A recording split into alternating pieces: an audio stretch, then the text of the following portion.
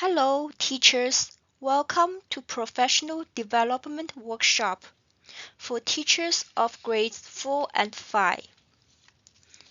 This is a professional development on raising awareness of cyberbullying and developing actions to support victims of cyberbullying. In Phase 1, which you have completed, we have learned about what is cyberbullying, and you have learned to identify different types of cyberbullying and to identify the signs associated with victims of cyberbullying and some other facts about cyberbullying. Now, we're going to look at how to supporting victims with action plan. This is a step-by-step strategies that you will develop to help the students as they change from the victims to confident and successful individual. The focus of this session is on learning effective intervention techniques as well as strategies to make an action plan for the victims so they have the support they need and develop skills to take control of their lives. We will use a hypothetical scenario as a model to create a plan that includes evaluation of the effect of cyberbullying on the victims' mental and emotional state, social behavior, and school performance as ways to measure their progress as they develop and gain new skills, which will help them to develop and grow. This presentation session includes a high usability product, which is an action plan to help students deal with cyberbullying, for teachers to develop an example of the product and instructions for the creation process. There will be a group discussions, practice exercises, and question and answer segment where the learners, who are the teachers yourself, will practice and reinforce your knowledge and skills that you have learned in the class. What you need to know first, the types and strategies that we will show you that you will adopt to help a victim of cyberbullying varies depending on the individual needs and the circumstance the student faces. Because every student comes from different family backgrounds, they have different supporting system, and they have different sets of skills and knowledge, their word knowledge, and their abilities to deal with different situations. It's a teacher's job and responsibility to help to develop their own action plan for each individual using evaluation methods provided here, and to create a truly meaningful plan that fits the needs and the best interests of the student. Here we have a flow chart of actions, and this flow chart is to help you to visualize the process, how the steps fit together, and how do they lead from one step to another. First, we have evaluation and assessment. Then we have choosing intervention methods, which will follow by selecting the appropriate action steps. And then we'll consider other intervention methods and adding action steps as appropriate. Then comes the stage of implementation of the strategies. Then we will re-evaluate and reassessment and making changes to actions as needed. So as you can see, this is almost like a circle. One step leading to the other, but there's no ending because the process will repeat itself, and we will always do evaluations and then making the appropriate action steps and then we'll implement them, and we'll come back to re-evaluate and reassess the changes that has been taking place. And they will make changes to the action plans as appropriate. The evaluation and assessment of effect of cyberbullying of the student. This is the initial stage that starts off the whole process of the action plan.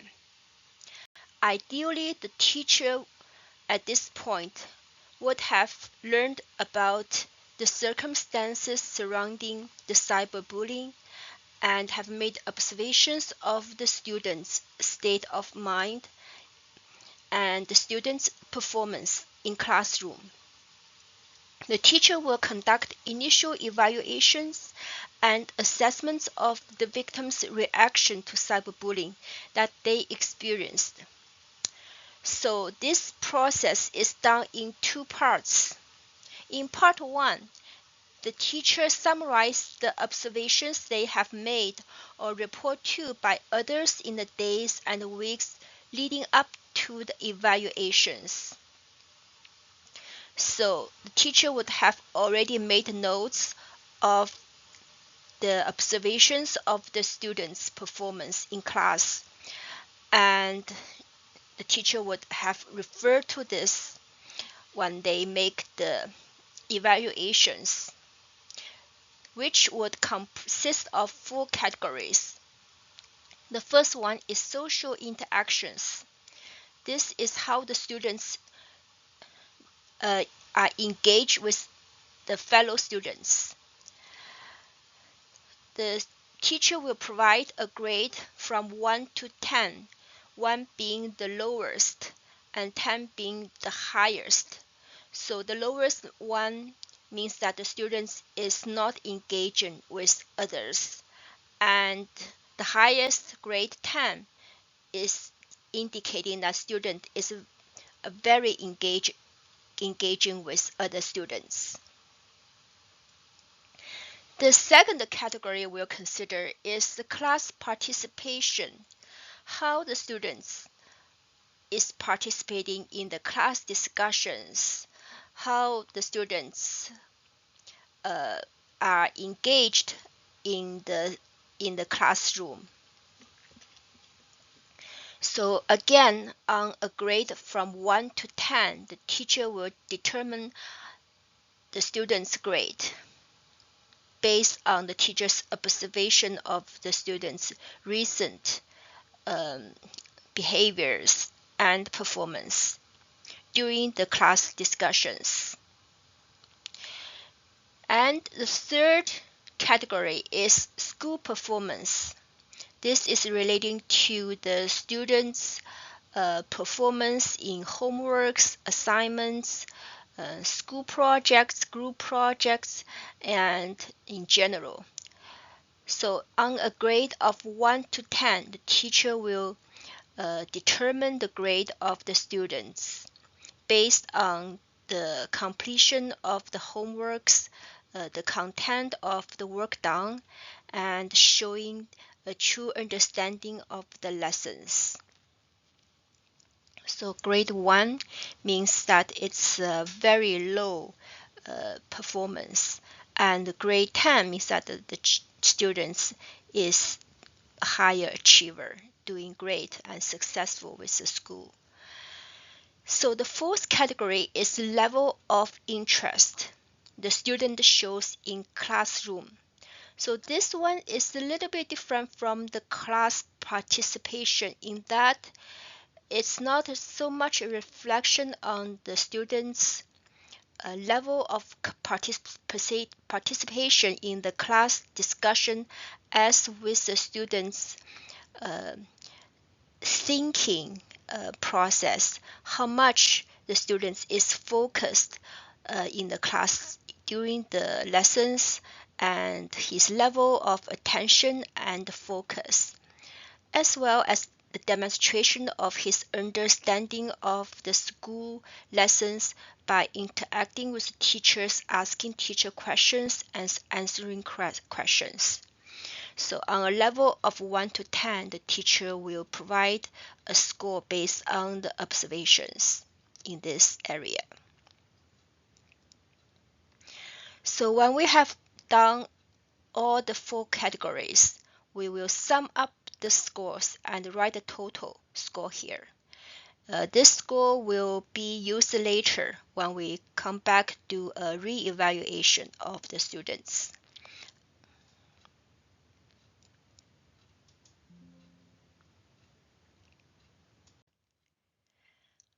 The second part of the evaluation and assessment of the students who has suffered effect of cyberbullying has to do with the session assessing of that effect on the student's mental health and psychological and emotional aspect in general, not only with the school's performance. So the teacher will have a one-to-one meeting with the student.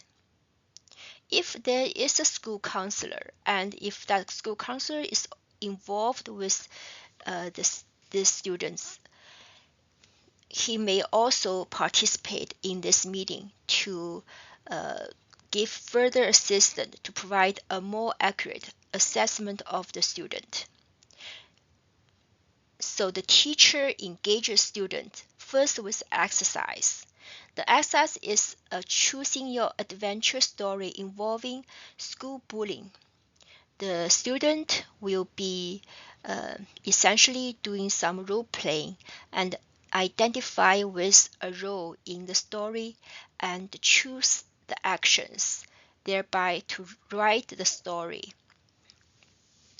The student will get a score for his actions at the end of the story, and the teacher will write that score here. And the second activities involving a conversation.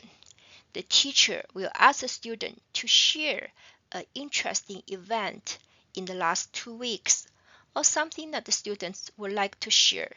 So it could be anything the student feels he wants to share with the teacher. And the purpose of this activities is just for the teacher to learn how the students wants to communicate with others. His level of confidence and concentration can be learned by listening to the student as he communicates a story in his life, an experience in his life, something that he's interested in. And the teacher will give a score of 1 to 10, 1 indicating that the student is not confident or having a good level of concentration in his narration. And the number 10 means that the student is very enthusiastic and confident about these conversations and can count this his personal experience in a way that is interesting and focused. So the teacher will write down 2 scores after conversation. One is score of confidence and another one is score of concentration. So it's a score between 1 to 10.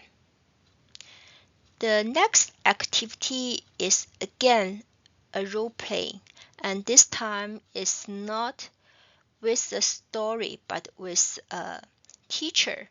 So they will play in a kind of a scenario, and each will taking on a role.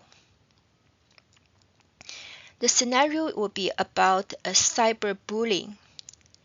The score the teacher gives to the student is not based so much on the student's digital literacy skills, but based on their attitude as demonstrated by their ability to rise above the situation and not being disturbed, distracted, or distressed by bullying comments. So the grade is not reflection on the student's actual knowledge or skills in the area of cyber literacy, but it's a reflection of their ability to stand up for themselves and to handle the stress, handle the situation, how well they can defend themselves, the kind of attitude they portray. So it's a score again from 1 to 10, 1 denoting that the student is not capable to handle the situation, and the number 10 denotes the student's ability to stand up to cyberbullying and to display a persona of confidence and attitude of someone who is not afraid, who can handle the situation. Okay, so now we will sum up the 4 grades. The first grade from the story of adventure, choosing your adventure story that the student has completed, and another score is the level of confidence, and another one is the level of concentration that teacher were able to gather from the listening to the student's life experience. And the last score is the role playing that the teacher has engaged with the student. We'll add up these 4 scores and put the total down again, and this score will be used later, okay, in another stage of the planning.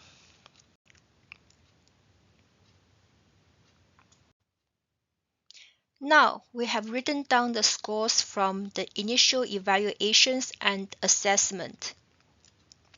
I will ask you to print a copy of the completed evaluation and assessment. Okay, so these scores will be used in the re-evaluation after intervention strategies have been implemented. Now we're moving on to the next stage. This step is to choose approach of the intervention method. Arguably, this is the most important part of the action plan, as it sets the direction of the actions that will be implemented. It will determine the steps will be taken to help the victim, as well as the objectives that will set the direction of the outcome of this action plan. So we'll go through this stage carefully.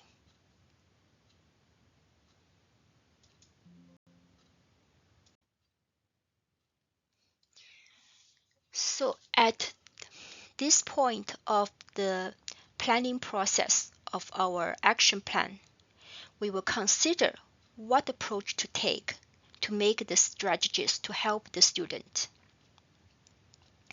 In a typical school bullying, there are many approaches to take in order to control the situations and to support the victim. But in the cyber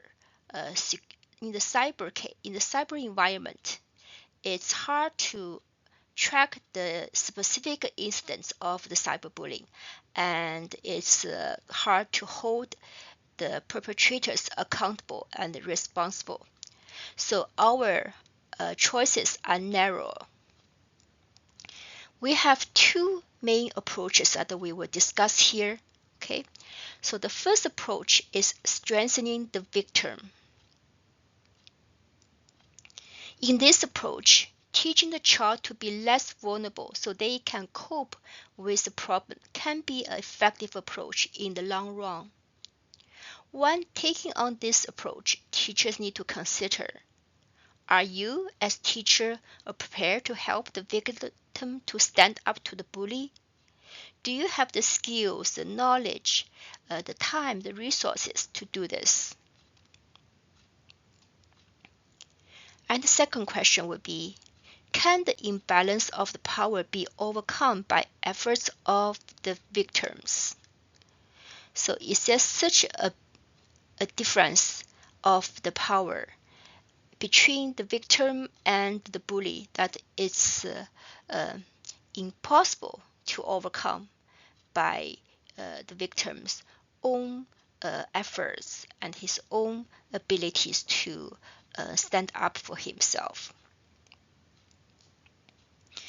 The third question we'll consider is, can the student learn the necessary skills to defend themselves against cyberbullying?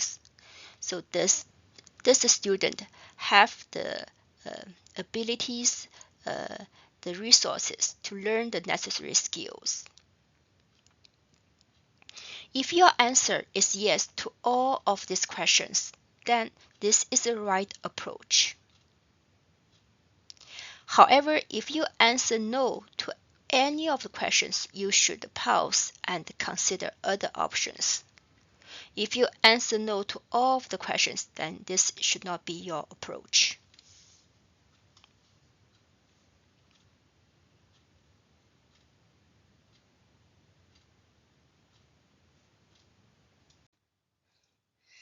The second approach we'll consider to help the victim of cyberbullying is the support group method. This is a no-blame approach which does not seek information or apology by the wrongdoer. So this means that we are not interested in seeking retributions or punishment against the perpetrators of the cyberbullying. We are not interested in what he's doing and to changing him. But instead, the focus is on supporting the victim, and we do that with a group of peers of students who are motivated through empathetic feelings. So in this case, the teachers are the facilitators, but the students are the main actors. The student peers are the actors of change. So there has been evidence of the research that the students has the real power to bring about the changes in the classroom. So we give them that power and let them use that in positive ways to help the victims of cyberbullying in this case. So you should consider these questions when planning the strategies. First, can you find or call upon a group of students to form a support group? Second, do students in your schools have a general good understanding of the digital literacy? Do they have a general knowledge and understanding of the policies and the good behaviors and etiquette regarding use of digital materials, including social platforms? Is the victim receptive to the idea of having a supportive group? And this is also a very important consideration. Unless the victim agrees to having being supported by his peer friends, his peer students, this strategy will not be able to be effective. So if you answer yes to all of the questions, then this is certainly the right approach. If your answer is no to any of the questions, you should reconsider and you should pause and probably go back and thinking of the other approach.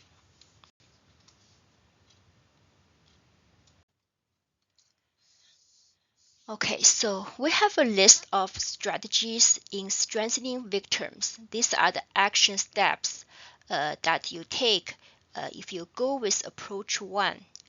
And these are the action steps that have been proven to be effective. They have been tested by the experts in the field. Let's go through them.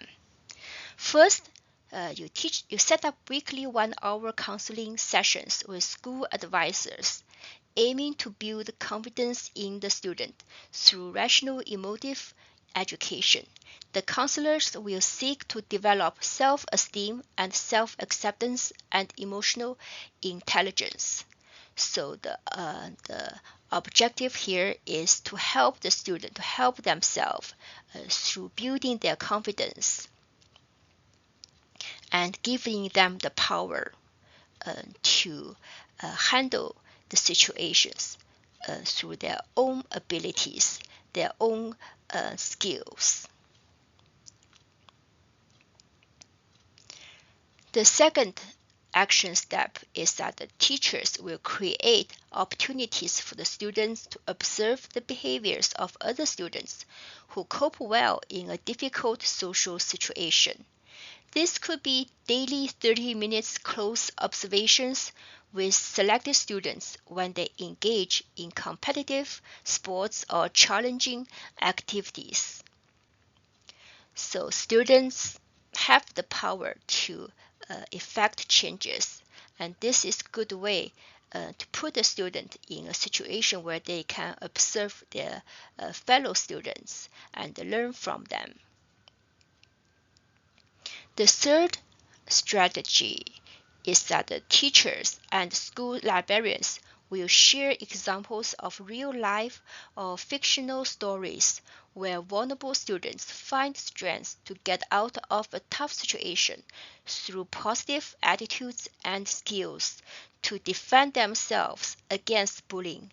This can be done in small groups of students who have been identified as in need of help with social interactions. It could be a 30 minutes weekly sessions. Again, the students in this case will be able to see themselves through the role models who are the characters in fictional or real life stories. Students tend to learn well that way, to have role models to learn from and to in a way to copy the things they admire about them. Okay, the fourth action step that you can take in this approach is to have the students do a weekly exercise in which the students will make a positive statement about themselves and demonstrate skills and strategies that they have learned when hearing abusive language or being threatened by bullies. This is very important to have to build that level of confidence, to have a positive image of themselves, and we'll do that by giving them the chance to practice that skill. Okay, next step is teachers will encourage the more popular and socially interactive students to partner with the vulnerable student in games. The teachers will observe the students for 15 minutes during the playtime to give support as needed. And the next one is that the teachers will provide cooperative class assignment. These are learning opportunities for victimized students to participate in cooperative ventures and solve problems. This practice will increase the students' confidence and resilience. And the next step is that the teachers or school librarians will set up 30 minutes weekly language skill building sessions. In these sessions, the teachers or the school librarians will teach students the appropriate language to use when dealing with cyberbullies. This strategy aims to empower the victimized students so that they have they have the ability, the skills, the language to take on the bullies verbally.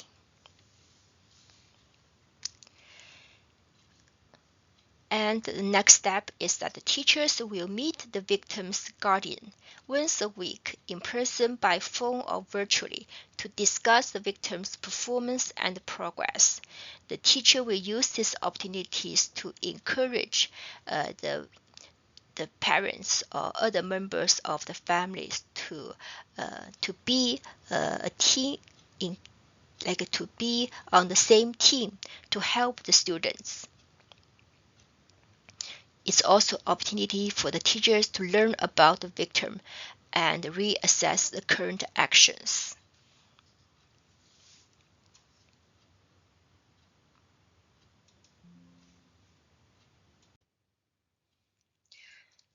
Now let's turn to the action steps of our second approach, which is the support group method.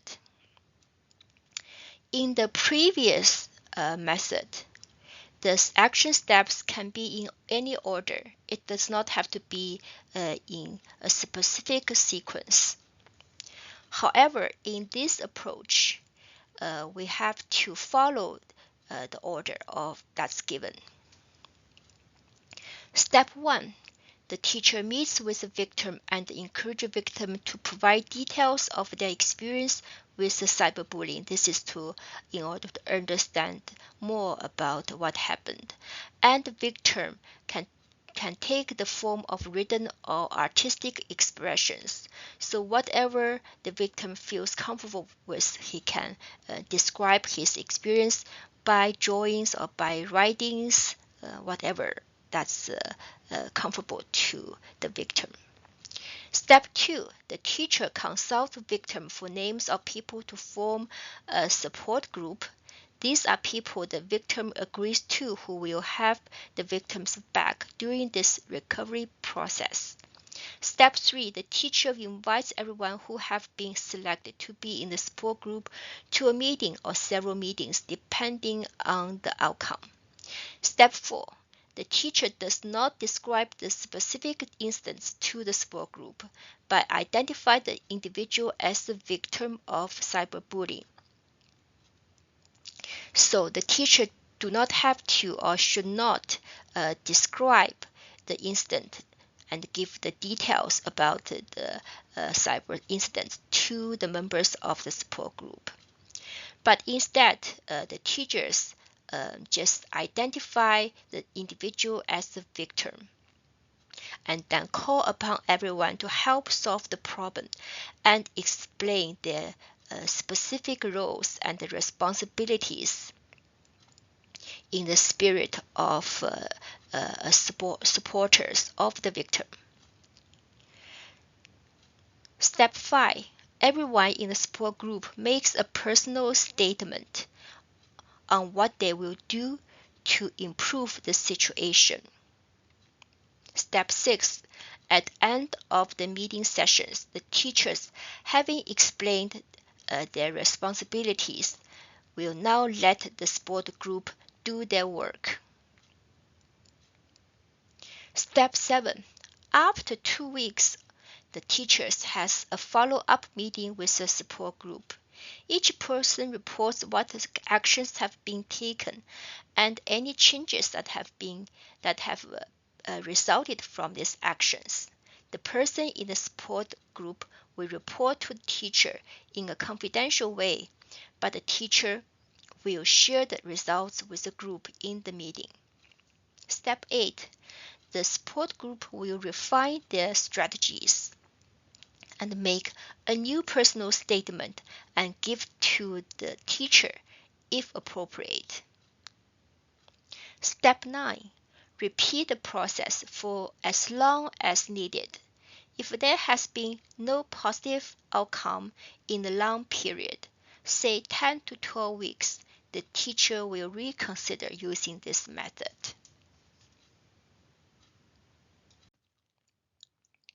Now we're moving to re-evaluation and reassessment. This is after the initial plan has been implemented. The teacher will conduct re-evaluation and reassessment of the victim's reactions to the intervention strategies every 2 weeks. Based on the result of the re-evaluation, the teacher will decide either continue the current action plan or to make changes. The re-evaluation and the reassessments can be done in 2 parts. Okay, so same as the initial stage. Okay, so in part 1, the teacher summarized observations that have been made or reported to him. These observations of the student's performance are measured against previous observations. So on a score from 1 to 10, the teachers will assess how well the students engage with the peers. On a scale from 1 to 10, the teacher will assess how well the students participate in the class discussions. On a scale from 1 to 10, the teacher will give a grade that reflects the students' performance in terms of completing homeworks, doing tests, showing understanding of the lessons.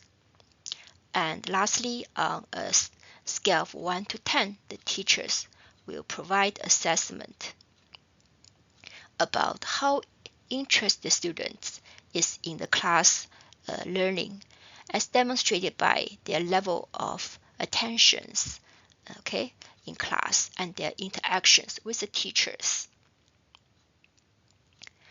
So we'll sum up all the scores and give the total. Write down the total. The total of the scores minus the number from the previous evaluations. So you would have a score that you have kept and saved from your last evaluations. Okay, so we're going to deduct the score from the last evaluations from the total of the score in this re-evaluations. If the difference is a negative number, the teacher will reconsider the plan and make changes if necessary. So if the score is a positive number, that means that there has been a positive changes as a result of the implementations of the actions, and the teachers can then continue the current strategies. Okay, so now moving into part 2 of the reevaluation and the reassessment. So what we have done before in the initial evaluation and assessment, the teacher will have a one-to-one meeting with the student. The school counselor will be invited if appropriate, or if it's available in the case, to provide the more expert assessment to give a more accurate result of the assessment. The purpose of the meeting is to assess the effects of the cyberbullying on the students' mental health and psychological and emotional state in general. So first, the teachers ask the students to complete exercise. It's choosing your adventure story, where the students will identify with the role and choose actions and get a score at the end of the stories based on the actions that's been taken. And the teacher will write down the score. And then the teacher will ask the student to share experience that the students want to share. It would be something from the last 2 weeks, something that the students has a special interest in. And from listening to the student, the teacher will be able to assess the level of confidence and concentration. And the teacher will give a score from 1 to 10 and write down those scores. And next, the teacher will engage students in a role playing in a cyberbullying scenarios. So the teacher will take on a role, and the students will take on a role, and they will play a little scene about cyberbullying. And the teacher will be able to assess the students not based on the digital literacy skills, but based on their attitudes and state of mind, and give a score. So how well the students are reacting to the cyberbullying, their strengths and their attitude and um, their state of mind, whether they can stand up, and whether they will be affected by the bullying's comments. So you add up all the scores, and then you take the score from the last evaluation in part 2, and you deduct the score from the last assessment from this score. And if it's positive number, that shows that the implementation of the action plan is working, and you can continue the current strategies. If the difference is a negative number, then you should reconsider the plan and make changes.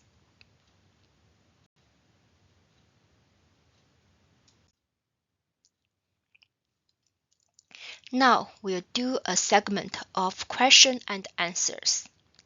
Okay, so please feel free to ask questions you have so far about what we have done. Okay, and this will take about 10 minutes.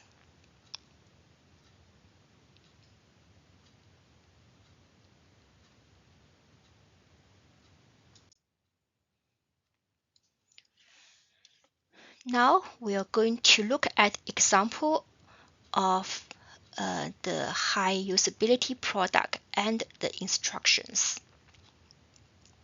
We will use a hypothetical scenario as a model to create a plan that includes initial action plan and a reevaluation and reassessment of the plan.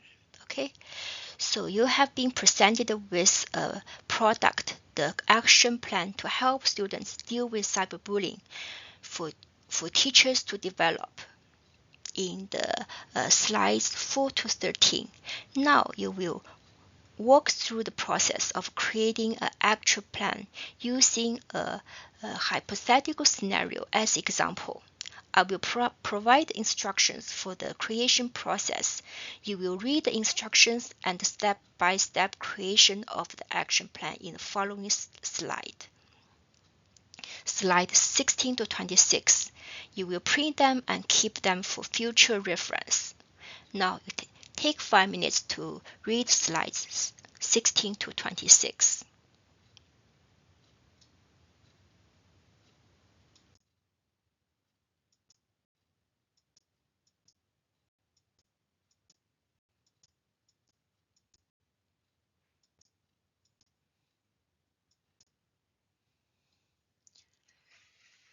Now you have read the example of how to create action plan to help a victim of cyberbullying using this product. We will now have group discussions, and you have chance to practice what you have learned. We will take 15 minutes for discussions. During this time, you can discuss in groups of 4 to 5 people about the challenge you may be facing with a student who has had a cyberbullying experience and is not cooperating with your efforts to help them. And you can also consider the examples of cyberbullying in real-life situations that were included in the first phase of this workshop. The link for that information is provided here. Think of strategies you might use for victims in those situations. Which approach would you use to help them, and why?